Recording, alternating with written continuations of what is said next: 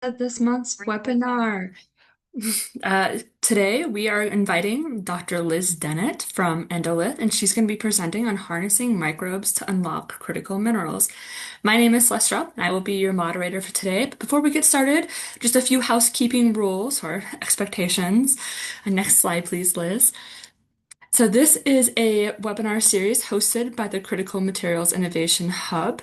We would love input on future webinars or ideas for future presenters. Please email us at cmi@minds.edu, or you're welcome to leave that in the exit survey after this webinar ends. This webinar will be recorded and it will be posted on our YouTube channel in about a week's time, but you can also find it at aimslab.gov/CMI. During this presentation, if you have any questions for Liz or anything about her microbes, please feel free to add those into our Q&A box. We will have some time at the end to go over those questions, so please add them at any time as you feel inspired to do so. And a little bit about Liz before I pass it off to her.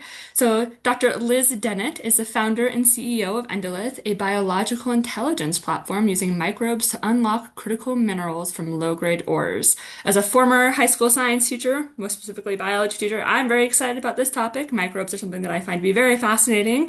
So I'm really excited to hear about how the industry can kind of capitalize on that microbes in this space. So with that, I will hand it over to Liz. Oh, thank you so much to everyone, to all the attendees. It is truly a pleasure to be here. And today I want to talk not so much about what we're doing at Endolith, although it's really cool. I love to geek out about it. But more specifically, I want to talk about a shift that's happening in extractive biotechnology, why it matters scientifically, operationally, and really socially. There's a lot of socioeconomic components here. This is not meant to be a talk about a single company, a single microbial strain, or a specific process flow sheet. Instead, it is about how extraction systems behave as ore grades decline, or bodies become much more heterogeneous, and the assumptions that have underpinned much of the past 100 or 1,000 years of extractive metallurgy begin to break down. The main central question I want you all to leave with is this. As ore systems become more variable across space and time, are the extraction frameworks that we rely on now mismatched to the environments we ask them to operate in? And how can microbes come to the rescue there? Much of the last century, as many of you may or may not know, mining economics were dominated by discovery, finding a new mine site, taking that 10 to 16 plus years to permit it, and then mining it until it reached its end of a life. And today, they're increasingly dominated by recovery, kinetics, risk, and that shift has some pretty deep implications for how we think about technology selection and deployment. I come from the startup side. I'm actually not going to talk a lot about myself, but high level, master's and PhD in astrobiology, where I looked at microbial iron and sulfur oxidation, which is very similar to what we're doing now. I have worked at an oil and gas company, a startup. I was a lead architect for AWS, and I built Wood Mackenzie's data architecture and data engineering teams. So I've been throughout the entire value chain. And right now, what I'm most excited about, and the thing that both keeps me up at night and gets me out of bed in the mornings, is that biology changes the structure of this critical mineral copper problem.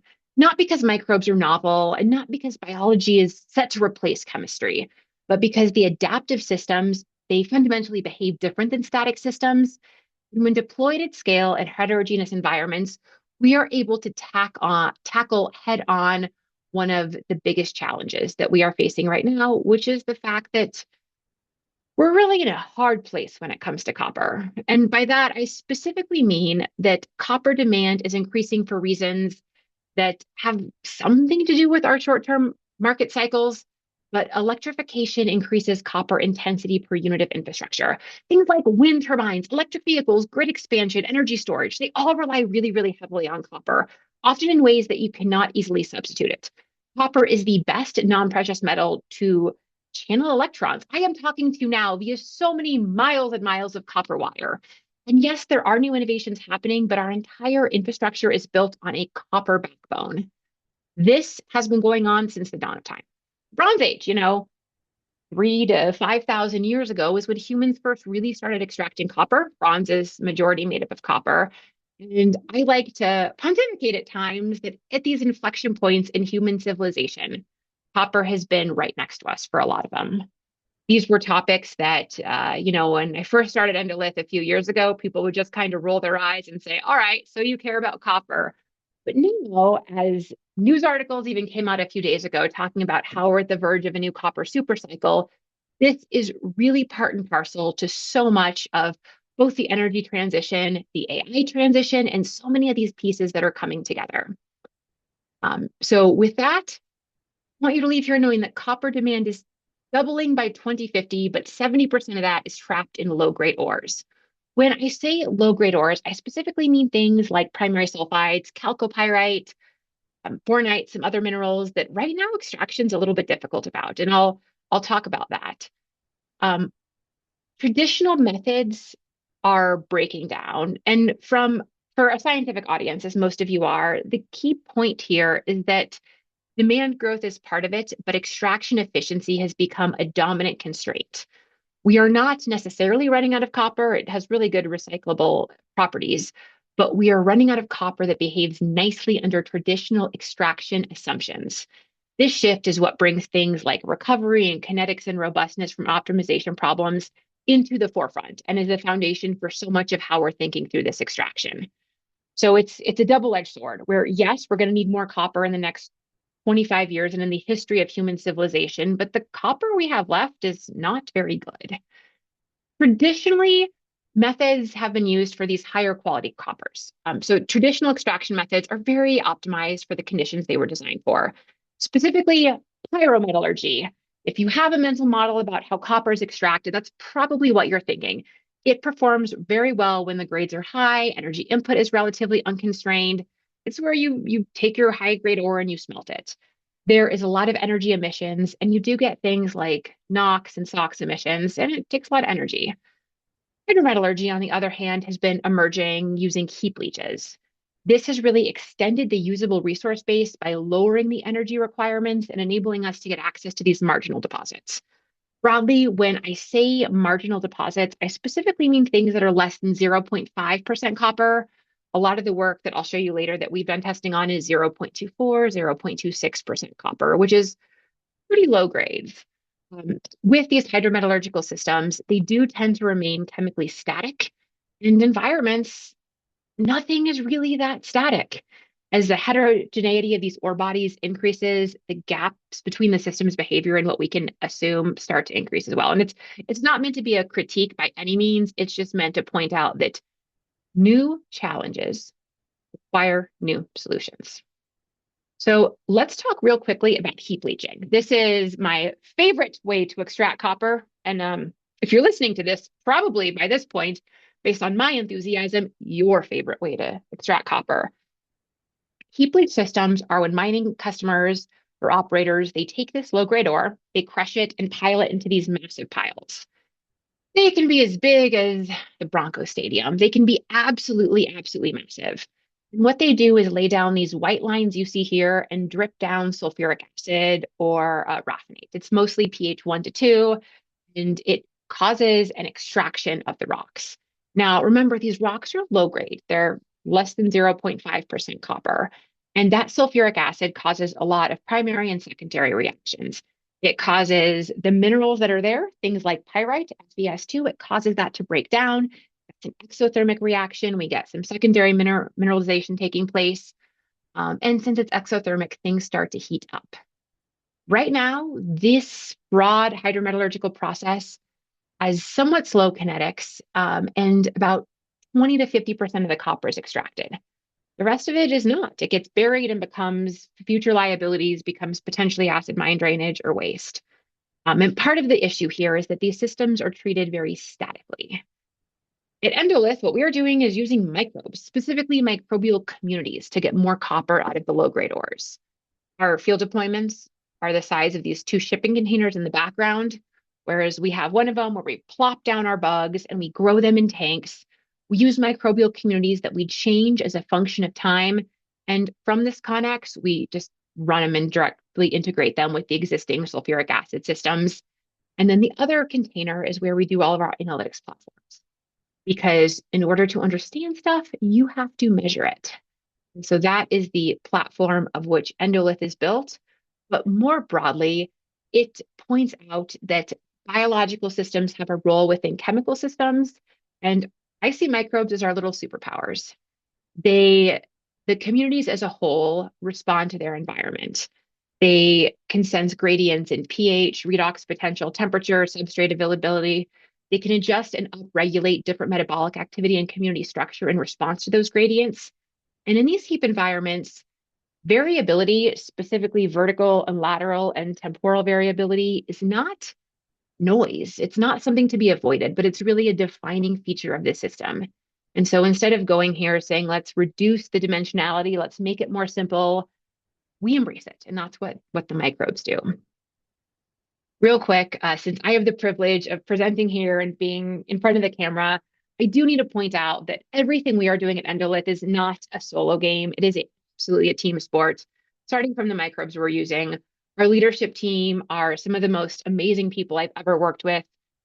Aside from me as the purple bluish-haired PhD in astrobiology CEO that spent her world up and down the energy value chain, the rest of the team are mostly miners. Christy, who leads technology and operations, has spent the vast majority of her career on site in steel-toed booths, mine site, building heap leaches. And Andrew, our CFO and CCO, has spent 25 plus years at BHP leading global copper strategy and M&A, which when we talk about how to innovate in this space is really unique.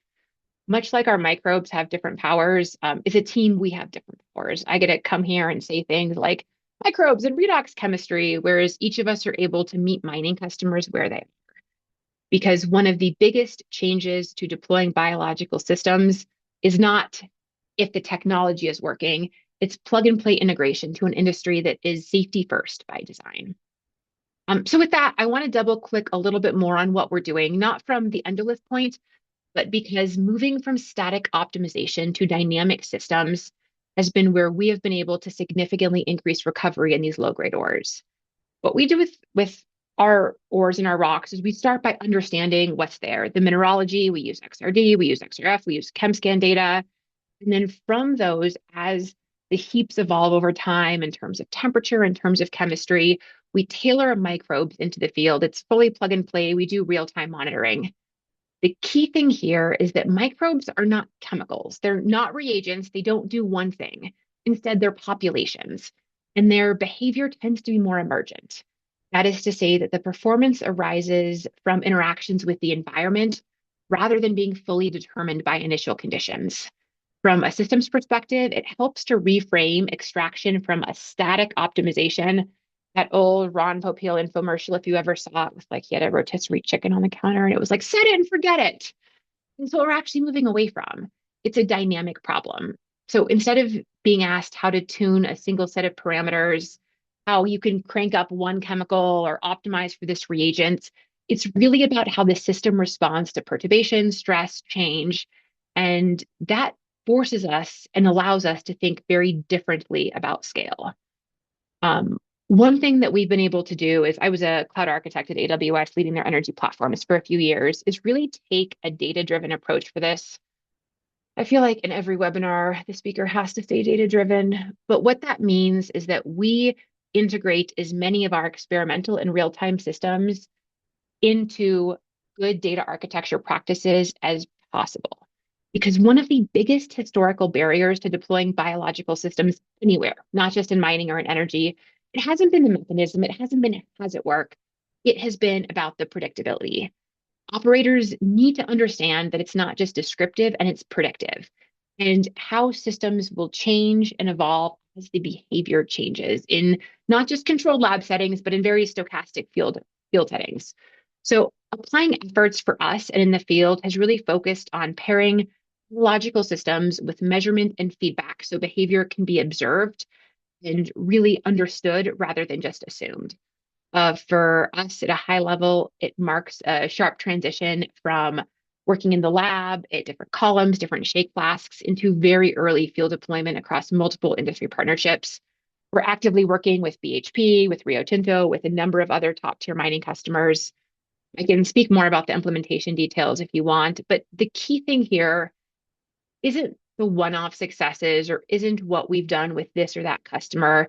It is about the methodology, about scaling technology up in a staged, disciplined way that respects uncertainty and operational decision making while enabling customers. This is a screen grab of one of our early prototypes for our SaaS platform, to see what is happening in their field in real time. The They may or may not be interested in knowing exactly what the ORP and iron and sulfur or sulfate and copper concentrations are in very high temporal granularity. That may or may not be interesting. But what is interesting is knowing at a glance if your heaps are red, yellow, or green, and then that we are doing something and able to change recovery because of that. Real quickly, what do results look like? It's easy to stand up here and pontificate about how microbes and copper and all of these pieces.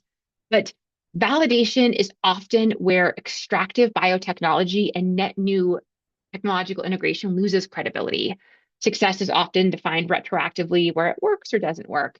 And so we've been really working to define failure and success explicitly before testing, aka the scientific method. This is some work that we did with BHP looking at some fairly low quality ores. I'm talking 0.24%. It was primarily chalcopyrite and also some bornite. You can see this is a plot of how long we ran these experiments for and copper recovery, that no microbes is in black, native microbial communities are in brown, and then our microbes are in blue. The thing when we've talked to customers and shown them that they get really excited about isn't the ultimate recovery that we're getting about twice as much as no microbes, but it's really about the increased kinetics at the first third of the extraction. Part of the reason for that is that we are using microbial communities that are optimized based on a technique called adaptive laboratory evolution.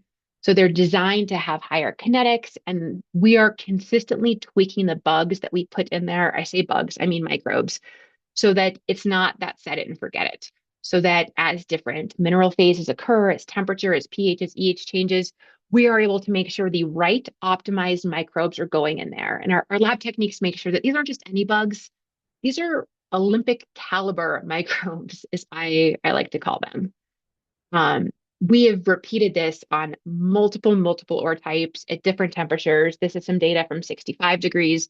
We've gone all the way to from, I believe, 30 to 65 or 70 degrees because that's what you see at the heap. We've done multiple ore types, including high impurity ores, things like tennantite, energite, copper arsenic ores, etc. And the results tend to be consistent again and again. We see that these biological systems are demonstrating faster kinetics, higher ultimate recovery, and robustness across a range of environmental variability, which going back to those points about copper is key because as we need more copper on the planet, as civilizations that enjoy electrification, we have to really be able to empower these low quality ores to release copper.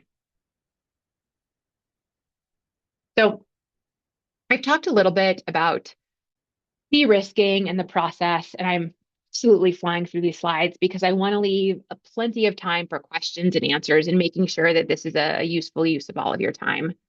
For us in the startup space, working as a startup with mining customers can be incredibly challenging. There is not the traditional on-ramp and ramp up of successful small-scale startups to late-stage exits. Technology programs vary company by company, and every company has their own norms and things they optimize for. All of the rocks are different. It is so much heterogeneity, both within the rocks, but within the broader landscape. So for us, going back to first principles, it is not about adopting a new way to do things, about adopting mechanisms. It really is allowing reduced uncertainty for both the ultimate copper recovery and making sure we can operate safely and effectively. For us, credible deployment follows a staged progression. We start with laboratory screenings using shake flasks or higher pulp density experiments. That ensures that we can make sure we have a baseline for how the mineralogy is changing, the right bugs at the right time. And from there, we scale up to we have several different form factors of columns within our labs. And we are actually kicking off our field trial this week. So with that, we've been engaged with a number of customers to make sure that this structure, from lab screening to column to field trial to commercial, designs to answer very specific technical and economic questions rather than just, ooh, novelty, this worked, N equals one. The alignment between scientific validation and operational reality is really essential as we go to scale up. So with that, I blitzed through these slides in 20 minutes instead of the 30 I was planning to. I can absolutely double click on any of these pieces, but I really want to probe the questions that you all have and where this approach may break things that are traditional wisdom. I do see one question is here. Do you see your approach as an alternative to or complementary with the Rio Tinto Newton process? So real quickly, Newton, N-U-T-O-N, is a wholly owned subsidiary of Rio Tinto. They are bringing their first copper to market right now, and they have an offtake agreement with EWS to purchase that copper. And we have been publicly working with Rio Tinto for a while. They've been doing some absolutely incredible stuff. Our approaches are very similar, but slightly orthogonal. They are focused on operating where they have assets and where they are able to run and build those mines, whereas we are working with a number of customers throughout the value chain. So I see it as very complementary, and I can confidently say that we have a very good relationship with the Rio Tinto now and have publicly done work with them and could potentially be doing work now. I have another question. How have you been able to tailor your microbes to enhance selectivity compared to iron? So when I'm going to make a few assumptions and unpack this, feel free to follow up there. When you say selectivity compared to iron, what we primarily look at are chemolithotrophs or microbes that are able to oxidize and reduce different iron phases. Iron oxidation and reduction is a key driver within these very complex heat systems, but it is not the only limited, it is not the, in many cases, it's not the limiting microbial metabolism. There are always going to be communities of, depending on what your big transition metals or other elements are. We have iron, we have sulfur, there's some like residual organic carbon. So you're going to have iron oxidizers and sulfur oxidizers and probably some sulfur disproportionation and some sulfur, like, and some heterotrophs. There's going to be an amalgamation of many communities. So it's not about identifying this is the fastest iron oxidizer or this microbe has the best set of SOX genes. Those are things that are important to know, but how you can use those together is absolutely key. And that is where the cloud comes in. That is where the current generation of AI and ML comes in and is able to take that and really help amplify the signal to noise. We are able to get DNA, RNA, a variety of, we are able to look at the microbial population both during, after, and see what happens. And that gives us a few vectors that we haven't been able to look at prior to advances in both cloud computing and extraction and DNA and RNA sequencing technology in the past few years. Okay, I have a question here. Heap leaching for copper has been known and practiced for 50 years, but I don't see it so successful with other metals. Why is that? All right, there are so many pieces to answer here. Heap leaching has been around for actually thousands of years, and microbes have been used in things like gold extraction for a long time. Copper has been subject to a lot of variability with prices. And if you look at the all-time copper price trajectory, it's like it just keeps kind of going up and up and up. Part of that is because copper demand has been rising, I believe exponentially. It's had a very, very sharp rise. And with the quality of ore grades declining, we are only now getting into a place where we're facing a pretty significant copper crisis. I think there's probably a lot more heap leaching going on than you're aware of, especially domestically within the US. I can't speak to that. But it is a very widespread way to get copper out. And it's specifically as we go towards lower emissions and lower carbon ways to get copper out, it's going to gain, I suspect, a lot more center stage. I have more questions here. Let's see. You try to mimic heap leaching conditions when performing laboratory evolution experiments. So frickin' lootly, we do. There's many, many, many things. I'm happy to take more of the specifics offline. Another one, the best ALE or adaptive laboratory evolution is best when for growth. Often leachate is not growth associated. How do you tune ALE to ore and metal transformation? Haha. So there's a lot we can unpack there about what is actually happening in the heap. I can say we've done deep coring experiments of these heaps, looking at what microbes are active over time, not just what bugs are there from a 16S perspective, but what they're doing, how active they are. And so we have an internal library and mental model of the types of metabolism and how things are happening at a level that is tens, if not hundreds of thousands of types of microbes deep. I'm very happy to speak more to that offline. A question at the top, is your developed microbes recyclable? So these bugs are designed to be integrated in a plug and play way. We put the microbes on a journey integrated directly with the raffinate in the beginning. Then they go on a one-way journey. There's not additional downstream processing where we have to remove the microbes and reprocess them and then recycle them like a chemical catalyst would be.